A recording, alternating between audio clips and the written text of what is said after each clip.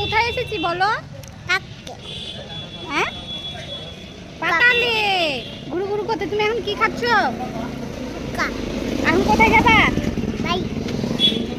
বাড়ি যাবা? আর কোন জায়গায় যাবা না?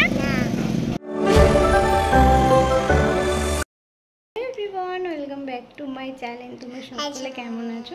আশা করছি অনেকটাই ভালো আছো। তো দেখো, আমরা একটু বাজারে যাব। আমরা তিনজনে যাব, আমি, আমার মেয়ে, আমার বর। চলো যাওয়া যাক। অনুর পাপা এখন গাড়িটা বাইরে বের করছে, তো মেয়েকে ডাকছে। তো মেয়ে এখন যাচ্ছে দেখো বাইরের দিকে। তো দেখো আমি চলে এসে এখন চেপে গেছি গাড়িতে। তো এখন আমরা যাব। তো দেখো আমরা এখন যাচ্ছি।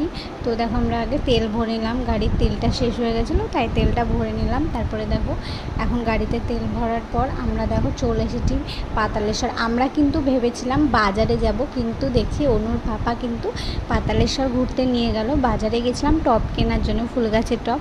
তো দোকান তো বন্ধ ছিল, আর টপ পাওয়াও যাচ্ছিল না। দুটো দোকান, মঙ্গলবার ছিল, এই জন্য বাজার বন্ধ ছিল। দেখো মন্দিরটা তোমাদেরকে সুন্দর করে ঘুরে দেখালাম। তো দেখো আসার সময় আমাদের কিন্তু ঘোরা হয়ে গেল, ঠিক আছে। আর আসার সময় বর বললো ফুচকা খাবে, আমি বললাম ঠিক আছে চলো খেয়ে নিই। তো মেয়েও খাওয়ার জন্য বায়না করছিলো, তো আমি ওকে শুকনো একটা ফুচকা দিলাম, তো ওটা খাবে না। আলু চাটনি দিয়ে ফুচকা নিল, সেটা এখন ও খাচ্ছে দাঁড়িয়ে দাঁড়িয়ে। তো ওর সাথে আমি একটু কথা বলে নিচ্ছিলাম। তো দেখো এখন কি খাচ্ছ? এখন কোথায় যাবা? বাড়ি যাবা? আর কোন জায়গায় যাবা না?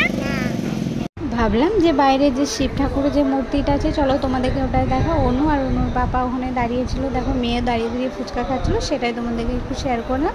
তারপরে দেখো আমি কিন্তু চপ নিয়ে নিলাম বাড়ির জন্য। তো ফাইনালি আমরা এক্ষুনি বাড়ি চলে আসলাম। চলো আজকে ব্লগটা এখানে এন্ড করছি, দেখা হচ্ছে নেক্সট ব্লগে। টাটা টাটা করে দাও মাম্মা। টাটা।